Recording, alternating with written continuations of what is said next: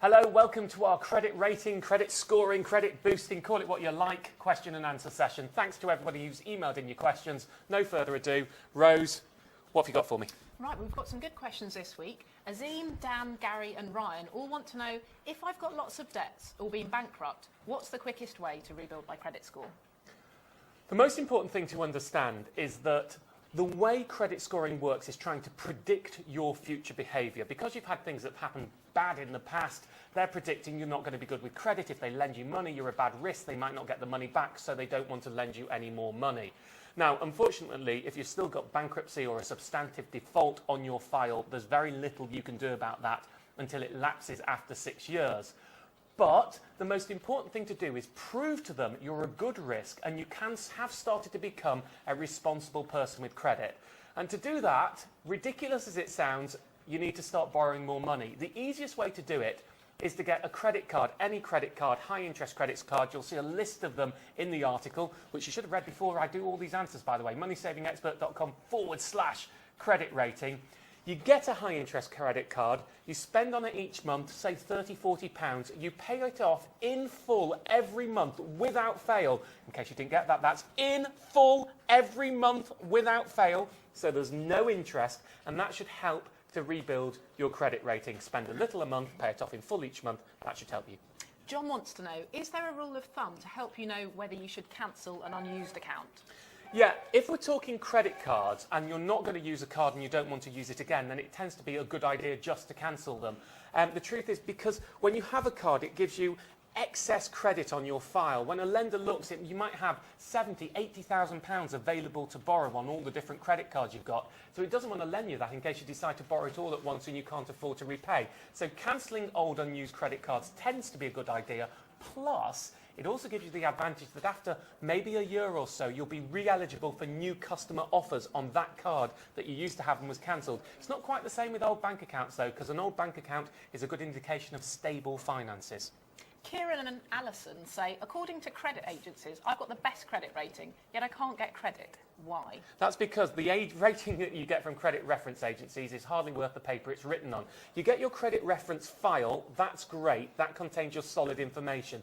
Then they often give you an indicative credit score. So it might say you get 999 and it's full marks. Now the important thing to understand is when any company tries to lend to you, it looks at 3 different types of information. First, the information on your credit reference files, but just as importantly, anything you put on your application form and any past dealings it's had with you. And then it decides whether it wants to lend to you based on its own prescription of what is a profitable customer. So the generic score you get from a credit rating file could mean you're getting turned down because of individual factors at different lenders. That's why those credit scores, it's not something you'll see us suggesting you get if you ever have to pay for it. Rachel says, do any banks allow people with poor credit to get a current account? Yeah, lots of banks do, but it's a basic bank account. And what's deeply frustrating about this is you specifically have to ask for the right product often. What should happen is you apply for a bank account, they reject you from the normal one, but they say, don't worry, we have a basic bank account with no overdraft that you can have. They don't do that, so you will need to ask. There's a full article on the site about this, though. It's called Basic Bank Accounts. Have a read of that. As long as you've got simple ID, you should be able to get yourself a bank account, even if you've got the most atrocious credit. Gillian, Sarah, Steve and Chris all say, I move regularly and always enrol on the electoral register. Does this damage my credit rating? Well, the first thing to say is enrolling on the electoral register is an absolute must. If you're not on the electoral roll, it's incredibly difficult to get credit. It's the number one first thing you look at. But moving often is an indication of instability. Someone who's lived in a house for a long time tends to have a higher credit score. Of course, there's no hard rules when it comes to this. So if there's a reason for your doing so, for example, you're in the armed forces and that's why you move a lot, it's worth adding that as a note on your file as a justification. Although I believe the Royal Mail are looking into giving people who serve overseas in the armed forces special UK postcodes to try and help solve this problem. But even if you're not in the armed forces, if you move a lot for a specific reason that doesn't make you seem unstable in any way, then it's worth perhaps considering adding that to your credit file. Philip and Alison say, how do I dispute defaults on my credit file? Is there any way of getting a missed payment removed? Well, if it's a correct missed payment, then no, there is no legal method to do it. But if it isn't correct, then there's a number of things you can try. The first one is contact the company who put it on, explain to them that this is wrong and that you'd like it removed. If they don't do it, then you have a right to go to the financial ombudsman and ask it to rule that it should be removed. If you have a dispute and you think one thing, it thinks the other, and you can't prove it, the other thing you can do is put a notice of correction on your file by the disputed default or whatever it is. You're going to have to write that yourself. It will slow applications down because it tends to mean they get dealt with manually. But if it's a substantial default that you think is absolutely for the wrong reason, perhaps because you're saying they didn't provide me with the service that they say they did, then while you're in dispute, put a notice of correction on your file, and it can help, but not always. We're going to move on to some quick questions now, Martin. Do companies have to tell me why I got rejected for credit? Well, yes and no. Yes, they have to tell you, but their answer could be because of your credit reference file, which means nothing. So the reality, no. Is it true the more times you check your credit rating, the worse it becomes? No, you can check your credit file as often as you like. It will be marked on the file you see, but it won't be marked on the file that providers see. So it does not impact your ability to get credit at all. If you want to check it, check it. It won't hurt anything. I check my credit file, but do I need to check my credit score too? No, as discussed earlier, credit scores don't mean that much. Will improving my credit rating improve the size of the mortgage I can get? Absolutely. Credit scoring isn't just about whether you can get a product or not, but how much they will lend you and what rate you will get. It impacts everything, so managing your credit score is crucial. How long will a bankruptcy stay on my file, and when does it start from? 6 years, and from the date of the order, the date you go bankrupt.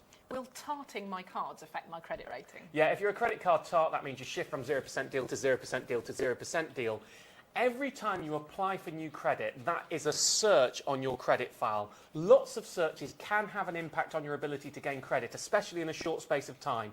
But if you're spreading your cards out over a regular basis, it shouldn't have too much of an impact. But there is a minor impact of all applications, even if you don't get the card, by the way. Does having unused overdrafts or credit cards affect your credit score?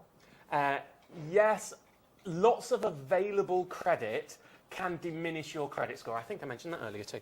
If I've got divorced, is my credit still linked to my husband's? Well, your credit isn't necessarily linked to your husband's anyway. The only reasons you have credit linked isn't about marriage or holding hands or whatever you want to do together. It is purely if you have joint financial products, which are primarily a joint bank account, a joint mortgage, or in some cases, joint utility bills, not joint credit cards. They don't exist. You just get a second card to somebody else's account. Now, if you do have those, you will be financially linked, which means when they look at your account, they can look at the other person's account as well.